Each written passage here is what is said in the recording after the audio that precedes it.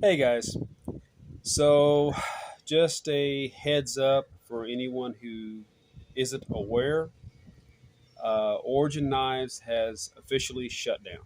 The website's closed. Kevin's not taking any more orders. Um, a combination of two different things: the draconian knife laws that the UK government has been implementing, uh, trying to ban an inanimate object as opposed to dealing with the criminal element, and also making sure that their populace is more compliable, more easily manipulated. Um, every few months, it seemed like they were upgrading these laws.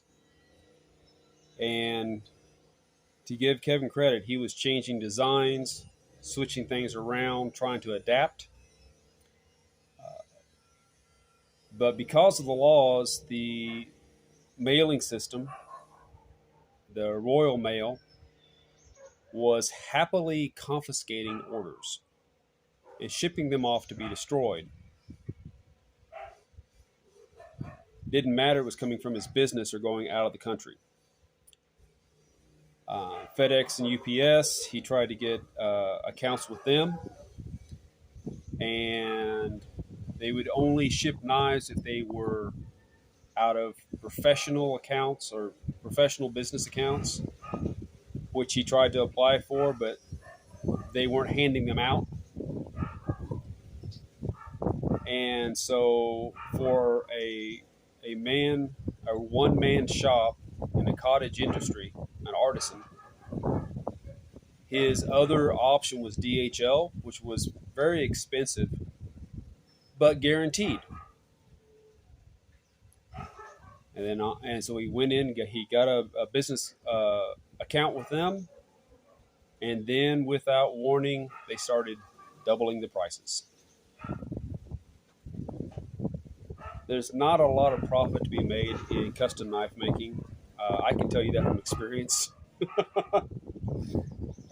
Even when the laws are with you, and the post isn't trying to rip you off, there's not a lot of cash in it, especially for the amount of work.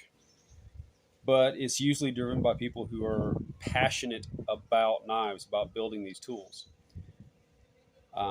However, you still got to eat. So, Kevin informed me the other day he has shut down the shop. I think it's a sad statement on current affairs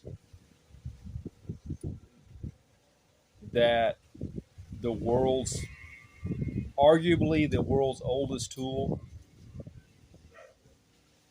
can be demonized like this for, well, I'm not going to get political. Anyway, I wanted to let you guys know. And for all you folks out there who have ordered knives from Kevin, he will absolutely finish all of his orders. For all of you who have bought knives from Kevin, hold on to them, because there's no telling when we'll be able to pick up something of equal quality. Now that I've said that, I just got through taking down my Woodsman and cleaning everything up. I do that every few months, and I've had the Woodsman and the Shirley now for over 2.5 years. So I'm going to set up the camera and kind of show you guys after 2.5 years of use how I how my sheath system is set up, uh, and just kind of how the knives look. So anyway, let's get on to that. So my shoulder holster rig, I carry two different things. One is this little Bob Ross Altoids tin, and the other one is a tourniquet, CAT tourniquet, right there. The shoulder holster is definitely the most comfortable way to carry the Woodsman. My other method of carry is on my Shackleton by Tough Possum Gear. And how that one works, I put the strap through this, unscrew that, slide the strap in, screw it back in place, and the knife hangs upside down with the handle here and slides into the outside pouch. So it stays right there until I need it. Whenever I want the knife, I just pull up because it slides and then open and take the knife out. Very handy way to carry.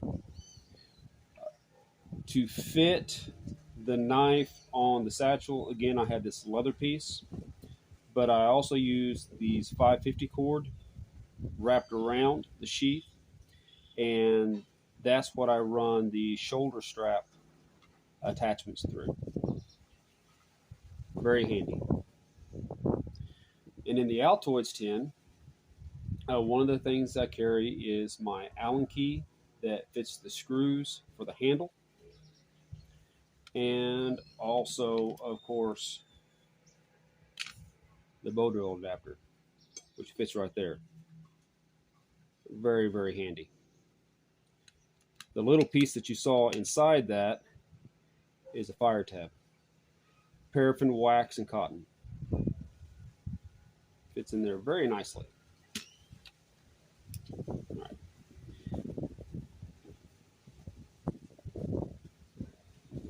So here is the base Woodsman prototype. I just got through adding a new pinky lanyard onto this. A couple reasons for that. I am a big fan of the pinky lanyard because the one spot on this knife that can get you cut is right there. Not like this, but as you're manipulating things around, if you're not careful, you can run your finger over that edge.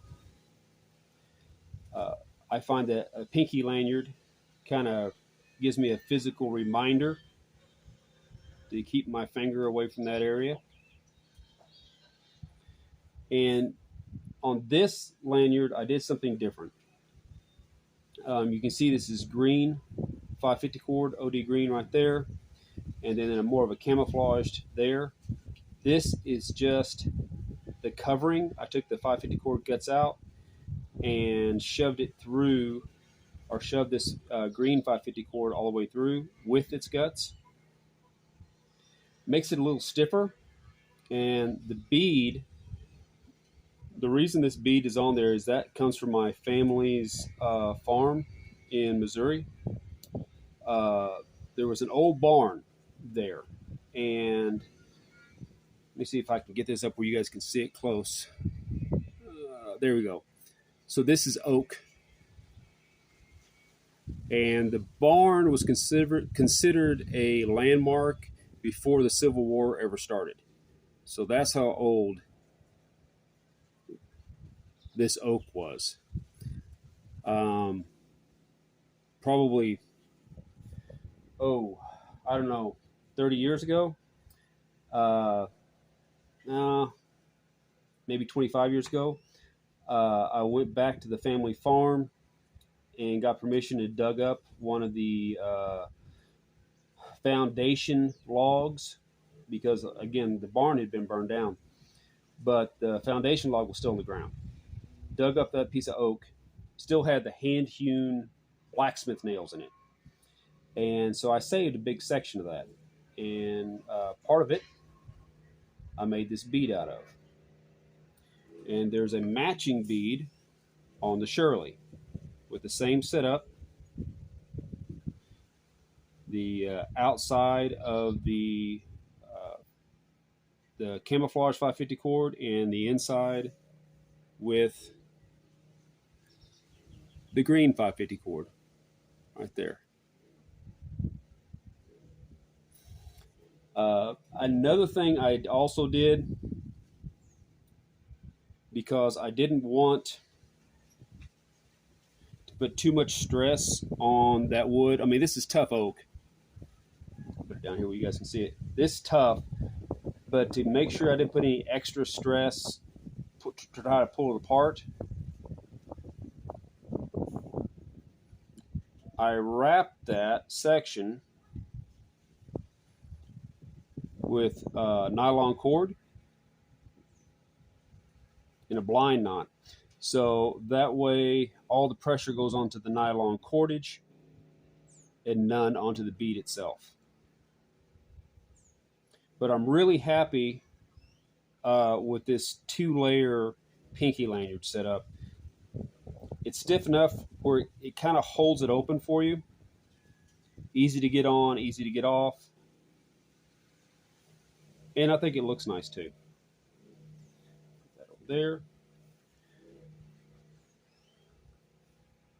So let's go ahead and start with putting the handle back on. Now on this scale, these are Pomali, of course.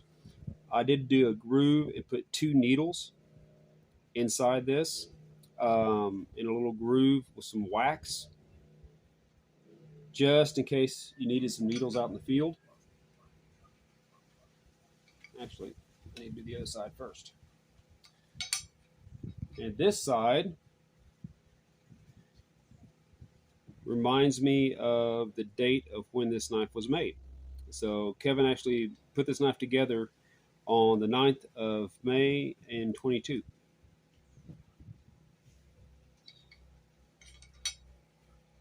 Little bit of history. Put in the stainless steel bolts there and there.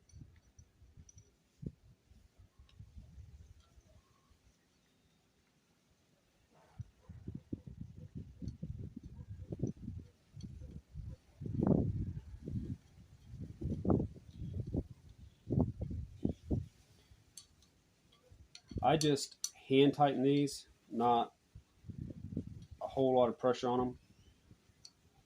And I find that whenever you do that, the grooves will just line up perfectly. Let's flip this over. Right there.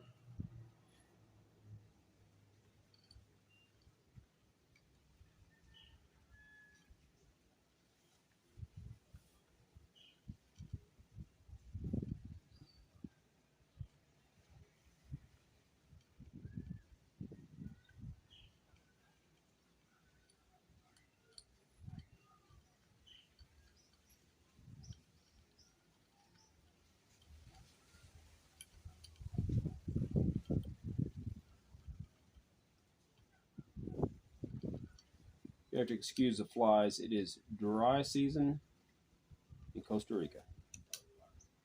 We actually don't have a whole lot of mosquitoes here. Don't have any ticks, at least not where I live.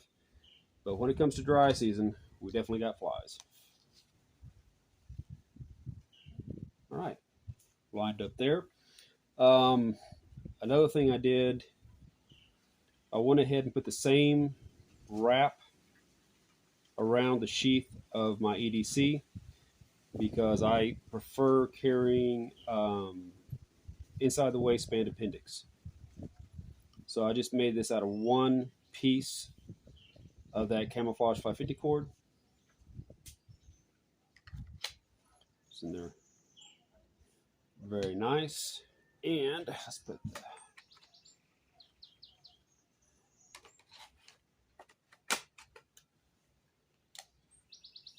And there we go. My absolutely favorite set of knives. And I hope everybody, I think there's been 19 or 20 of these made. I'm not sure how many Shirleys, but I hope that everyone who has them enjoys them to the fullest because they're made to be used. I also wanted to give you guys an update on the Bushman tracker. You guys saw part 1, and I don't know if you remember this sheath, but this was the sheath that my dad had made. And originally it came up to there and it was really loose, not very snug. So what I've done is I reheated the Kydex left the same rivets and everything, but I used the divot on the socket handle to hold the Kydex in place, and then flattened everything back down. Like you can tell, this is where his two belt loops had been. Of course, they'd gone up to here, and I just went off of that. But it's not going to come out. It makes no sound. This is a great insert, and whenever I get around, I have to decide how I want to attach this. I don't know if I want to use a molly system. I don't know if I want to use leather, fabric. I'm just really up in the air about that because I need something that's very adaptable, and I just haven't come up with a good idea for this yet. Whenever I do, there will be a part 2 with the knife, kit, and the finished sheath. But I'm really happy where it's at so far.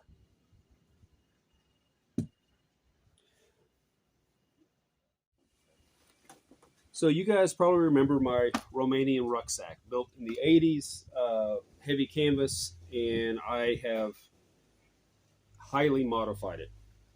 And lately, I've been on my training, I've been doing rucking.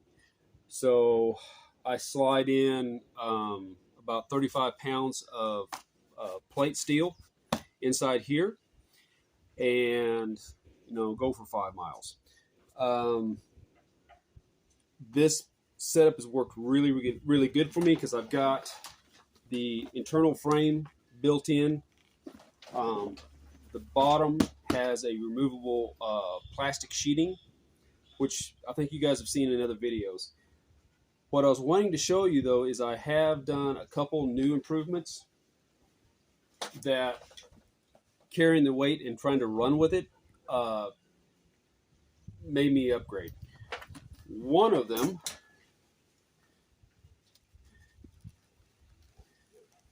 the straps. Before I had leather straps, which worked fine when walking, but when you're doing the rucking, you're like, for me, I run down hills and flats, and then I hike up hills. So I'm constantly adjusting the pressure of the pack between my hips and my shoulders. The nylon is just way easier to adjust. The leather holds fine. It doesn't move, but it's also hard to adjust on the fly. So I put nylon straps in with leather tabs right here, if you guys can see that. Easy to grab on the move and adjust. The other thing I did, this little chest brace, before I had a leather version, and the leather kept sliding. I was using a double D-ring, double brass D-rings to hold it in place. It wasn't holding it good. It was giving whenever I was doing the running. So I picked up or salvaged off of the same backpack that I took the waist belt off of, the chest strap, and put it on here on the little rail system that was with the other backpack. I put it in there and sewed it in place, which worked good, except it was still too movable. It was moving on me up and down. So I found the spot that I liked. If you guys can see that, I ran a few stitches through that. Now it doesn't go anywhere. And this has done awesome. I've done quite a few miles running and hiking with this. And I have no hot spots, no wear spots or anything like that on me. It handles the weight just fine. I'm so happy that I put this tensioning system on top here. That has made a huge difference because I can hold the weight right up against my back, up high, and it doesn't get a chance to move around a whole lot. So really, really happy with that. And I definitely wouldn't want to try the rucking thing without the waistband down here. It's off a cheap Walmart backpack. That's one of the first mods I actually ever did. And it's holding up great. Doing really, really good. It's held in place, for anybody who wants to know, by 4 Chicago screws. There's a leather loop that goes in and around on the inside. It forms a circle on the inside and comes through this seam. It's sewn in place. The 4 Chicago screws are holding on to the waist pack itself. And then on the inside, I've got 2 small rebar sections of rebar coming down from here to here, and they slide into the loop that was made right here. So the loop that's on the inside of the pack, the rebar's in an L shape. It slides right into that. So it holds so well. Gives me really good support. And then the other thing, which I'm pretty sure you guys have seen, but just in case you haven't, I took a fabric cutting board, plastic. Open this up a little bit, and you can see, yeah, okay, you can see it's measured in inches, a little plastic fabric cutting board, and it's flexible. This is attached on this side, screwed in or sewn in, but the other side is loose, and it fits under that same loop that has the 2 L pieces of rebar in place. So what I can do is I can flip it out of the way and not use it at all if I want to, which makes the bottom loose, or I can bend it and slip it underneath that little leather loop. Well, it's about 6 inches wide, and it holds it in place, which is great when you've got that extra weight wanting to hang on the bottom of this. It gives more support, and I noticed the backpack is not moving as much either, so works really, really good. Another modification I'm really happy I made. But yeah, 40 some odd year old backpack works great. And to keep the weight up high, I've got this pouch that I made. The 2 10-pound plates are off of my workout vest. They slide back here, and then I put and then I put another like 10-pound disc or weight. Weight. Slide that in here. It folds down on the top, so it keeps the weight high and on my back, and has worked really, really good. And then, of course, my pad, which is the same fabric cutting plastic or fabric cutting mat here, and then foam pad on this side, is what gives me my cushion, and has done another wonderful job. So this has done good. So this is kind of a shorter video. I just wanted to show some of the projects that I'm working on, a little bit of maintenance on the Woodsman, and kind of where my EDC and stuff, how I have my sheath set up right now, 2.5 years in, and to pass on along some sucky news. I am very, very thankful that I've got to meet Kevin, and he's a friend, and very, very thankful that I have 2 amazing knives from Origin. I'm always going to cherish those and use them a lot. But I would suggest anybody else who purchased Origin knives, do the same because they're special. Anyway, guys, take care, stay safe, and God bless.